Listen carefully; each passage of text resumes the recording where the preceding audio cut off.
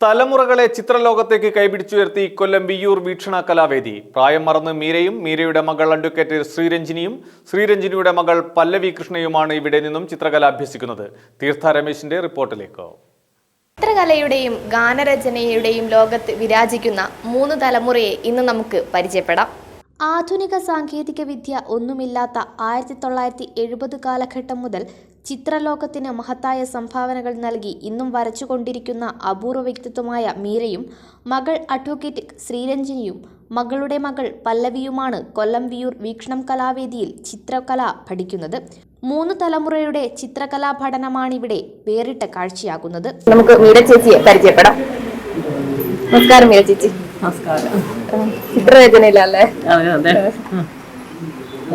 70 മുതൽക്ക് വരയ്ക്കാൻ തുടങ്ങിയിട്ടുണ്ട് ഞാൻ. പിന്നെ അങ്ങനെ കുറച്ചു കാലം വരച്ചതിന് ശേഷം പിന്നെ പൂർണ്ണമായിട്ട് അങ്ങ് നിർത്തി. പിന്നെ കുടുംബമായി ആ ചിന്തകളിലായി. പിന്നെ 2003 അവസാനമായിട്ട് വരച്ചത്. പിന്നെ അതിൻ്റെ ശേഷം ഇവിടെ കോഴിക്കോട് സൈമൺ ബ്രിറ്റോ ആർട്ട് ഗാലറിയിൽ ഒരു പ്രദർശനം ഉണ്ടായിരുന്നു. അപ്പം എല്ലാവരും ഇങ്ങനെ നല്ല അഭിനന്ദനമൊക്കെ തന്നു.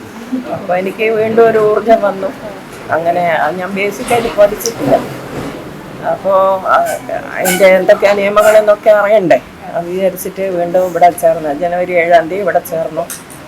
അങ്ങനെ വരച്ചിട്ടുണ്ട്. 3 ചിത്രങ്ങൾ വരച്ചു. അതിന് ശേഷം അങ്ങനെയിപ്പോൾ വരച്ചുകൊണ്ടിരിക്കുന്നത്. ഇത് മീര ചേച്ചിയുടെ മകൾ അഡ്വക്കേറ്റ് ശ്രീരഞ്ജിനിയാണ്. നമുക്ക് ചേച്ചിയുടെ വിശേഷങ്ങൾ അറിയാം. ചേച്ചി വരയിലാണോ? അതെ അതെ അതെ. ഇപ്പൊ എന്താണ് വരച്ചുകൊണ്ടിരിക്കുന്നത്? ഇപ്പം 2 കുതിരകളുടെ ഒരു ചിത്രമാണ്. പൊതുവേ ഞാനും പെൻസിൽ ഡ്രോയിങ് തന്നെ ആയിരുന്നു ചെയ്തുകൊണ്ടിരുന്നത്.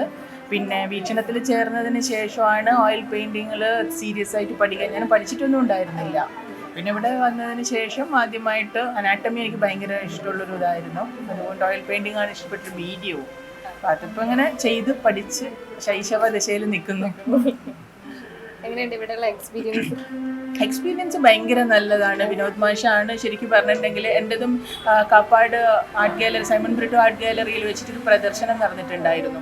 അപ്പോൾ അമ്മയുടെ ചിത്രങ്ങളും ഏകദേശം 50 വർഷം മുമ്പാണ് അമ്മ വരച്ചത് മുഴുവനും. ഞാനൊക്കെ ജനിക്കുന്നതിന് മുമ്പുള്ള ചിത്രങ്ങളാണ്. അപ്പോൾ അതെല്ലാം ലാമിനേറ്റ് ചെയ്ത് ഒക്കെ പ്രിസർവ് ചെയ്ത് എല്ലാം വെച്ചതാണ്. അപ്പോൾ അത് കണ്ട സമയത്ത് അതിൻ്റെ ക്യൂറേറ്റർ ലാൽ രഞ്ജിത്ത് എന്ന് പറഞ്ഞാൽ അവർ ഒരുപാട് ഫെസ്റ്റിവൽസ് ഒക്കെ നടത്തിക്കൊണ്ടിരുന്ന ആൾക്കാരാണ്. അപ്പോൾ ഞാൻ വളരെ മടിച്ചിട്ടാണ് ഒരു പെയിൻറ്റിങ് എക്സിബിഷൻ്റെ അകത്ത് പെൻസിൽ ഡ്രോയിങ്സ് വെച്ചാൽ എങ്ങനെയാണ് അത് ആക്സെപ്റ്റ് ചെയ്യപ്പെടുക എന്നറിയാത്തത് കൊണ്ട് ഞാൻ ലാൽ രഞ്ജിത്ത് മാഷിത് കാണിച്ചു. അപ്പോൾ അദ്ദേഹം ഭയങ്കര ഒരു ഇതായി. അങ്ങനെ അത് മുഴുവൻ പ്രദർശിപ്പിച്ചു. അപ്പം മദനൻ മാഷൊക്കെ ഭയങ്കര നല്ലൊരു അഭിപ്രായമായി. അതാണ് അമ്മയ്ക്ക് ആക്ച്വലി ഒരു ഇൻസ്പിറേഷൻ ഉണ്ടായത്. വീണ്ടും ചിത്രങ്ങൾ പഠിക്കണം.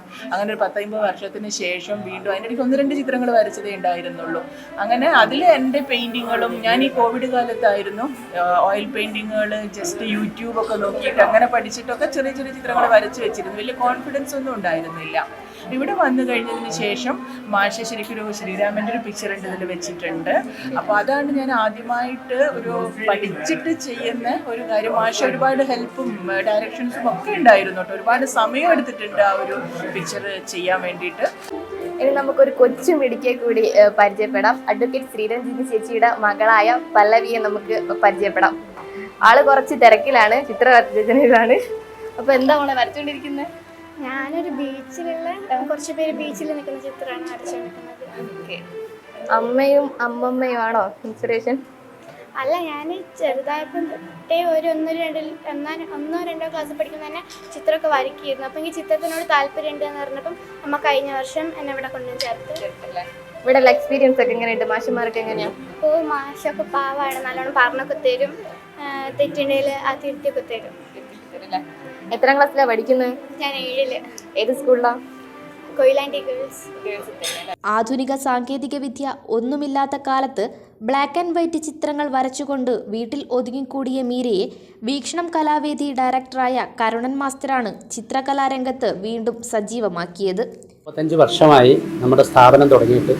1989 സംഗീത ഉപകരണ സംഗീത ചിത്ര ലോകത്തിലേക്ക് ആയിരക്കണക്കിന് പ്രതിഭകളെ എത്തിക്കാൻ സാധിച്ച നമ്മുടെ സ്ഥാപനത്തിലെ ഒരു നല്ല വ്യത്യസ്തമായ ഒരു അനുഭവമാണ് ഇന്നിവിടെ പങ്കുവെക്കാൻ പോകുന്നത്. അതിലുപരി ആയിരക്കണക്കിന് പ്രതിഭകൾ അവരുടെ കലാപരമായിട്ടുള്ള കഴിവ് തെളിയിച്ചുകൊണ്ട് സംസ്ഥാന യുവജനോത്സവത്തിൽ ഉൾപ്പെടെ നിരവധി തവണ ഈ വർഷവും നിരവധി തവണ സമ്മാനങ്ങൾ വാരിക്കൂട്ടിയ നാടിൻ്റെ അഭിമാനമായി മാറിക്കൊണ്ടിരിക്കുന്ന നമ്മുടെ സ്ഥാപനത്തിലെ ഒരു നല്ല അനുഭവമായി ഇതിനെ കാണുന്നു. ചെറുപ്പകാലം മുതലേ ചിത്രകലയോട് താല്പര്യമുണ്ടായിരുന്ന മീര ആദ്യകാലങ്ങളിലൊക്കെ കലണ്ടറുകളും ഗ്രീറ്റിംഗ് കാർഡുകളും നോക്കിയായിരുന്നു ചിത്രരചനാ ലോകത്തേക്ക് കടന്നു വന്നത്. ഇതെല്ലാം ഓരോ കലണ്ടറുകളായിരുന്നു. ഇപ്പോൾ നശിച്ചു പോവുമല്ലോ, കളർ കുറേ കഴിയുമ്പോൾ ചീത്തയായി പോരെ, അപ്പോൾ ചിത്രം വരച്ചപ്പോൾ അങ്ങനെയാണ് ഇത് ഓരോന്നും വരച്ചത്. ഇതൊരു ഗ്രീറ്റിംഗ് കാർഡ് നോക്കി വരച്ചത്. ഇത് പിന്നെ ഹേമമാലിനി, ഇത് പിന്നെ കേരള സോപ്സിൻ്റെ കാലണ്ടറായിരുന്നു, അപ്പോൾ അത് നോക്കി വരച്ചത്. ഇതും അതുപോലെ തന്നെ വേറെ ഏതോ ഒരു ചിത്രം കണ്ടിട്ട് വരച്ചത് ശ്രീരാമൻ, അതൊരു കാലണ്ടർ നോക്കി വരച്ചതാണ്.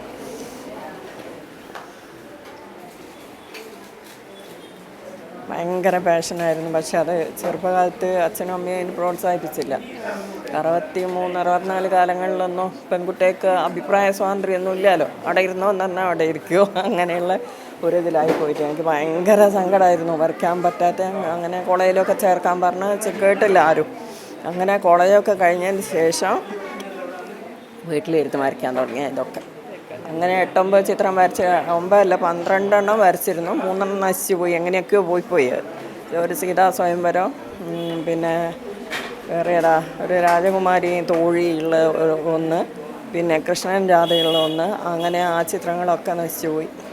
പിന്നെ കുടുംബമൊക്കെ അതിൻ്റെ ശേഷം പിന്നെ കുടുംബ പ്രാരബ്ധങ്ങളായില്ലേ, വരയ്ക്കാനൊന്നും നേരമില്ല, പിന്നെ അതിനുള്ള ഇൻട്രസ്റ്റുകളൊക്കെ പോയി. അങ്ങനെ ഈ സൈമൺ വീണ്ടും തുടങ്ങി. അപ്പോൾ അതിൽ വലിയൊരു പ്രോത്സാഹനമായി. അവിടെ നിന്ന് മദനൻ സാറൊക്കെ നല്ല അഭിപ്രായം പറഞ്ഞു എന്ന് കേട്ട സമയത്ത് തന്നെ എനിക്ക് ഭയങ്കര ഇഷ്ടമായി. വീണ്ടും തുടങ്ങാൻ വിചാരിച്ചിട്ട് വരച്ച് 2 ഇവിടെ ചേർന്നതിന് ശേഷം വരച്ചിട്ടുണ്ട് അവിടെയുള്ള ചിത്രങ്ങൾ. അതിലൊന്ന് ശിവൻ ഇങ്ങനെ നിൽക്കുന്നതായിട്ടുള്ള ചിത്രം ഞാൻ സ്വയം വരച്ചു അവിടെ നിന്ന്, വീട്ടിൽ നിന്ന്. അവിടെ വന്ന് സാറിനെ കാണിച്ചപ്പോൾ പറഞ്ഞു നന്നായിട്ടുണ്ടെന്ന് പറഞ്ഞു.